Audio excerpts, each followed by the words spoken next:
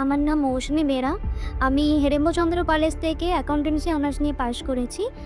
তো এক্সেল আর ট্যালি এ বিষয়তে আমার একটুখানি নলেজটা কম ছিল। তো আমি আ অনেক খোঁজখবর নিয়ে আমি একটু একটা ইনস্টিটিউটে যাই। তো সেখানকার আমার ফ্যাসিলিটি পছন্দ হয়নি।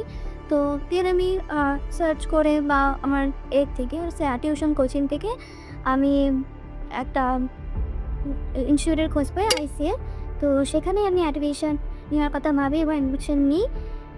এখানে অনেক ভালোভাবেই শেখানো হয়। এক্সেল, ট্যালি আরও অনেক কিছু যা আছে আমার কোর্সের মধ্যে। তো এখানকার ফ্যাকাল্টিও খুব ভালো, ওনারা খুব হেল্প করেন। যদি কোনো বিষয়তে বুঝতে না পারি তো সেখানে আরও মানে ২-৩ বার করে বোঝানোও হয়। আর এখানে প্র্যাকটিসেরও সিস্টেম আছে। তো ওখানে প্র্যাকটিসও করে যেতে পারি।